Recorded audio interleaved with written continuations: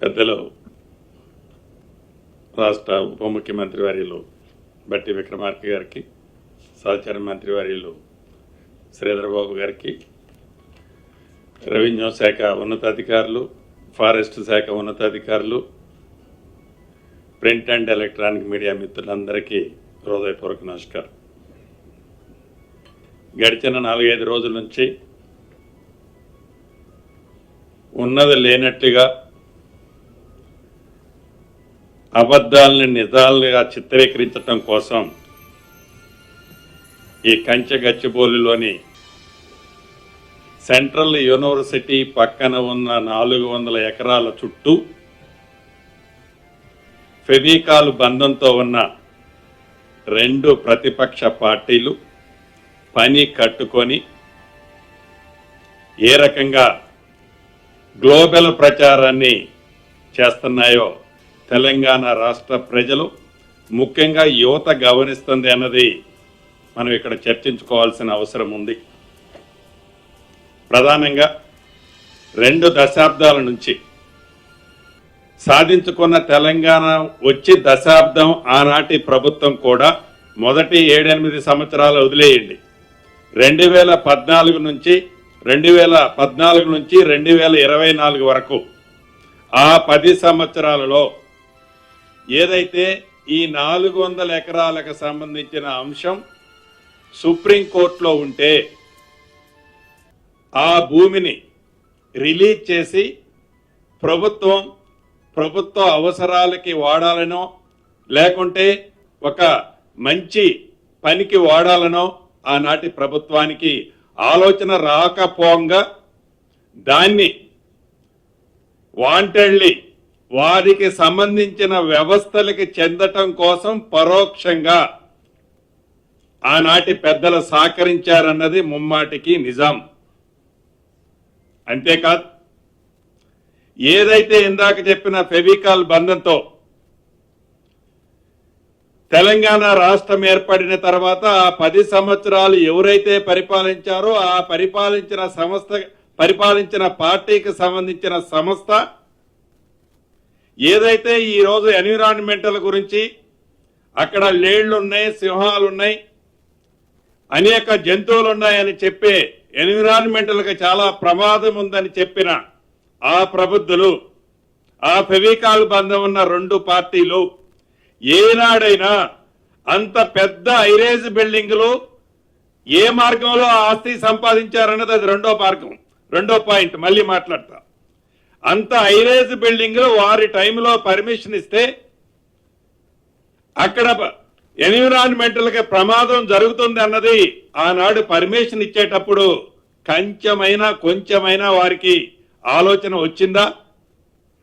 ఈరోజు Twitter king లాగా అద్భుతాలు సృష్టిస్తున్నామని చెప్పి ఎన్విరాన్మెంటల్కి ప్రమాదం జరుగుతుందని ఇందాక మిత్రులు కొంతమంది పింక్ కలర్ కి సంబంధించిన సోదరులు ఏదైతే ఈ ఎన్విరాన్మెంటల్ ప్రమాదం ఉంది కదా అని చెప్తున్నారో ఆనాడు వాళ్ళకి ఆలోచన కానీ జ్ఞానం కానీ లేదా? ఇప్పుడు కూడా ఈ వేదిక మీద నుంచి వారిని అడుగుతున్నాను, ఈ గడిచిన 4-5 రోజుల్లో కానీ వారం రోజుల్లో కానీ ఈ సెంట్రల్ యూనివర్సిటీ పరిధిలోని ప్రాంతంలో కానీ ఈ 400 ఎకరాల్లో కానీ ఏవైతే ఎనిమల్స్, ఏవైతే బర్డ్స్ చనిపోయాయని పురాతనమైన చిత్రాలు మీడియాలో చూపిస్తూ ఒక లేనిపోని అభూతుని కల్పిస్తూ టోటల్ గా తెలంగాణ రాష్ట్ర ప్రజలనే కాకుండా దేశ ప్రజలనే వక్ర మార్గంలో తీసుకెళ్లాలని ఆనాటి ప్రభుత్వంలో ఉన్న పెద్దలు ఎంత నీచాతిమైన కార్యక్రమాన్ని చేపట్టారో చాలా స్పష్టంగా కనిపిస్తుంది. ఈ వేదిక నుంచి వారికి ఛాలెంజ్ ఇస్తున్నాను, ఏదైనా వారు చెప్పిన ఏ 2 అయినా అటు యానిమల్స్ కానీ ఇటు బర్డ్స్ కానీ సింగిల్ ఇన్సిడెంట్ జరిగిందో రుజువు చేయాలి. ఎందుకంటే గౌరవ ముఖ్యమంత్రి గారు, గౌరవ డిప్యూటీ సీఎం గారు, గౌరవ మంత్రులు అందరూ దీని మీద స్పెషల్ కమిటీ వేసి గడిచిన 3 రోజుల్లో వాళ్ళు ఏదైతే సోషల్ మీడియాలో చిత్ర విచిత్రాలు నడుపుతున్నారో కావాలని ఉద్దేశపూర్వకంగా తెలంగాణ పేదోడికి సంబంధించిన సొమ్ము ఈ 400 ఎకరాలు కొట్టేయటం ఆనాడు సాధ్యపడక ఈ ఇందిరమ్మ ప్రభుత్వంలో గౌరవ ముఖ్యమంత్రి రేవంత్ రెడ్డి గారు ఈ విజయాన్ని ఆనరబుల్ సుప్రీంకోర్టులో గెలిచి తీసుకొచ్చిన దాన్ని జీర్ణించుకోలేక వారు ఆనాడు కొట్టేయాలన్న ఆస్తిని ఇది పేదోడి ఆస్తిని పేదోడికి చెందటం కోసం తీసుకొచ్చారని దాన్ని డైజెషన్ చేసుకోలేక దీన్ని వక్ర మార్గంలో తిప్పుతూ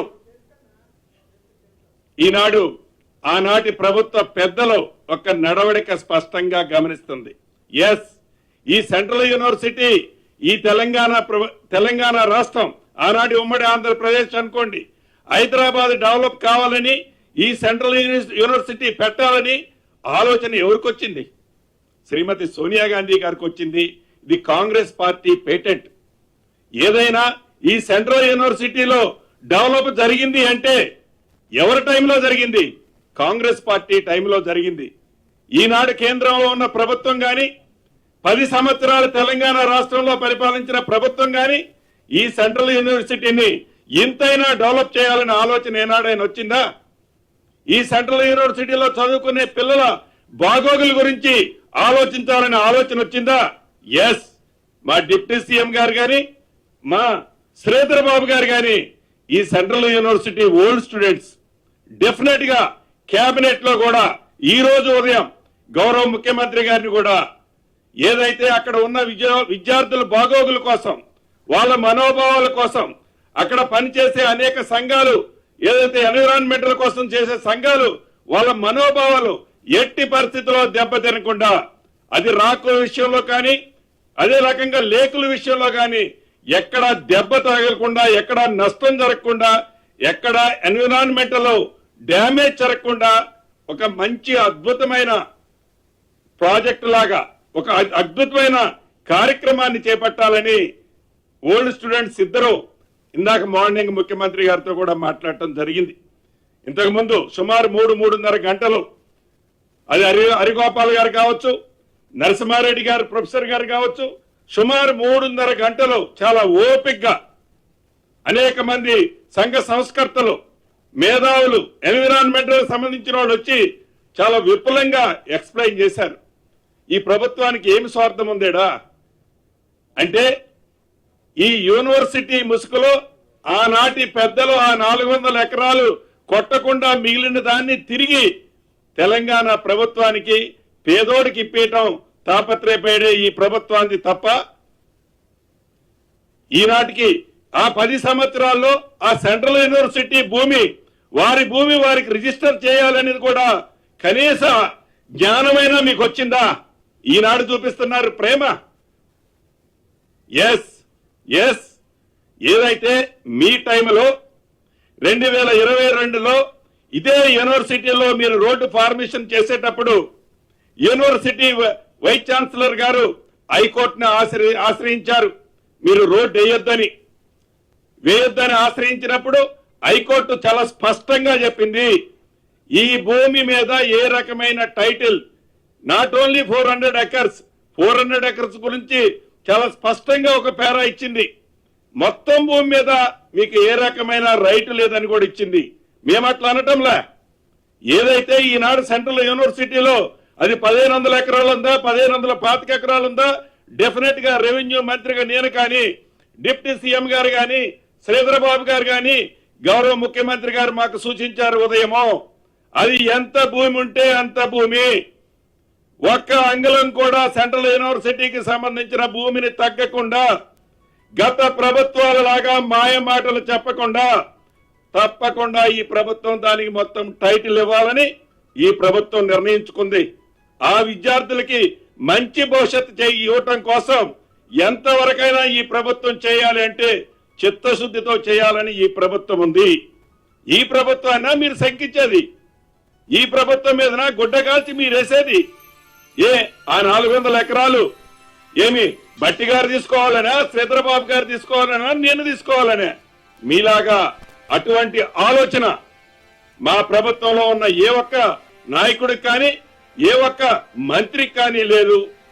మాట్లాడితే ఎంతసేపటికి తాపత్రయపడతారు. గుడ్డ కాల్చి మీదేస్తే వాళ్లే కదా తుడుచుకునేది, ఆ మసి తుడుచుకోవాల్సింది వాళ్లే కదా అనే తాపత్రయమే తప్ప రెచ్చగొడతారు, విద్యార్థుల్ని రెచ్చగొడతారు. విద్యార్థుల ముసుగులో ఎంత అరాచకమండి ఆ ఏసీబీ గారిని కొట్టిన చూశారు కదా. విద్యార్థులు చాలా అమాయకులు, చాలా మంచోళ్ళు. వాళ్ళ ఉజ్వల భవిష్యత్తు కోసం ఈ ప్రభుత్వం కట్టుబడి ఉంది. విద్యార్థుల ముసుగులో ఏవైతే గత ప్రభుత్వ పెద్దలు రెచ్చగొట్టి పేమెంట్ టీమును పంపించి అరాచకాన్ని సృష్టించే ఈ ప్రభుత్వం ఉపేక్షించలేదు కూడా. ఈ ప్రభుత్వం యొక్క చిత్తశుద్ధి ఏంటో, ఈ ప్రభుత్వం యొక్క నిజాయితీ ఏంటో, ఈ సెంట్రల్ యూనివర్సిటీ అంటే మీరు ఏర్పాటు చేసింది కాదు, కాంగ్రెస్ ప్రభుత్వం ఆనాడు. కాంగ్రెస్ ప్రభుత్వం శ్రీమతి సోనియా గాంధీ, ఇందిరాగాంధీ గారి పేటెంట్ అది. దాన్ని తప్పకుండా మా నాయకురాలు గారి పేటెంట్ ని ఈ ప్రభుత్వం ఎట్టి పరిస్థితిలో ఏ రకంగా ఒక్క అడుగు కూడా మంచి చేసే దాంట్లో వెనకడుగు వేసే ప్రసక్తి లేదు. వాళ్ళ రెండు ప్రతిపక్షాల ఫెవికాల్ బంధం కూడా మనకి ఈ విషయంలో స్పష్టంగా కనిపిస్తుంది. ఇందాక చెప్పినట్లు ఐరేజ్ బిల్డింగుల్లో కట్టే నాడు వీళ్ళిద్దరూ ఎవరు మాట్లాడరు. అదే రకంగా టీఎన్జిఓస్ పేరుతో ఆనాడు కాంగ్రెస్ పార్టీ కొంత అవుట్ సైడ్స్ ఇచ్చింది. దాన్ని అడ్డం పెట్టుకొని గత ప్రభుత్వంలో ఉన్న మంత్రి ఇంకా దాని పక్కన ఒక 27 ఎకరాలు కబ్జా చేయాలంటే మన ఇందిరమ్మ ప్రభుత్వం వచ్చిన తర్వాత దాన్ని ఆపుకుంది. అంటే మీరు చేసిన అరాచకాలని సరిచేస్తూ, మీరు అన్ని రకాల్లో మీరు చేసిన అరాచకాలను సరిచేస్తూ ఈనాడు ఈ ప్రభుత్వం ఎంత చిత్తశుద్ధితో నిజాయితీతో పేదవాళ్ల కోసం పనిచేస్తుందన్నది ముమ్మాటికి నిజం. ఇప్పటికైనా అబద్ధాలని పదే చెప్తే నిజాలుగా మారతాయని మీ భ్రమని మర్చిపోయి నిజాన్ని చెప్తే ఎప్పుడన్నా వచ్చే 5 సంవత్సరాల్లో కాకపోయినా 10 సంవత్సరాల తర్వాత అయినా మళ్ళీ ఈ తెలంగాణ ప్రజలు మీకెళ్ళి ఏమన్నా చూసే అవకాశం ఉంది తప్ప అబద్ధాలని పదే నిజం చెప్పడానికి తాపత్రయపడొద్దని ఈ వేదిక ద్వారా ఆనాటి పెద్దల్ని, ఆ ప్రవీకాలు బంధమున్న 2 పార్టీల్ని ఈ వేదిక ద్వారా తెలుపుతూ సెలవు తీసుకుంటాం.